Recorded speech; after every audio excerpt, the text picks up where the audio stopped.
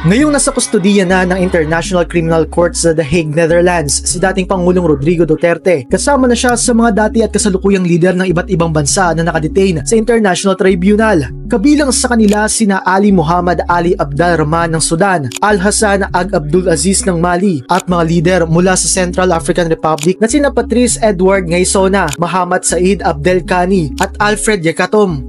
Bukod kay Duterte, lahat sila ay nagmula sa Africa. Mapapansin din ng pattern na ito sa listahan ng iba pang mga akusado ng ICC. Hanggang 2019 kasi ay puro Africa ng inuusig ng ICC, bagay na nagbigay dito ng reputasyon bilang policeman of Africa. Si Duterte ang kauna-unahang dating state leader sa Asia na posibleng dumaan sa paglilitis sa ICC. May arrest warrants naman para sa ilang galing mula sa makakapangyarihang bansa gaya ni na Russia President Vladimir Putin at Russia Military Officer Sergei Shoigu at Israel Prime Minister Benjamin Netanyahu. Pero ang Estados Unidos pinatawa ng sanctions ang ICC upang protektahan ng kanilang mga mamamayan at ang kanilang mga kaalyado laban sa anumang investigasyon ng International Tribunal. Tanong tuloy ng ilan, paano mapaninindigan ng ICC ang hangarin nito na maghatid ng hustisya sa mundo kung hindi makikipagtulungan ang mga makapangyarihang bansa? Kaya naman naniniwala ang ilang eksperto na ang pagka-aresto ng ICC kay Duterte ay malaking bagay para mapatunayan sa mundo na kaya nitong umusig ng malaking kaso.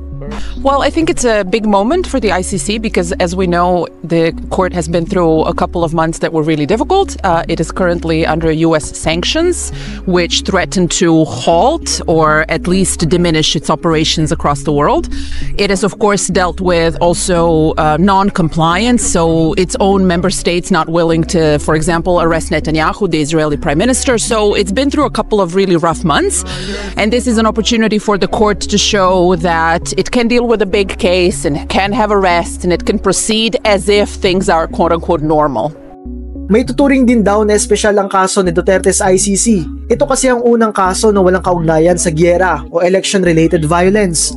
Base sa website ng ICC, nasa 60 arrest warrants na ang inisyu nito simula nang ito'y maitatag noong 2002. 31 individual ang may aktibong arrest warrants at kasalukuyang at large o hindi pa naaaresto. 21 naman ang nai-detain na o humarap sa korte, habang 7 ang namatay na.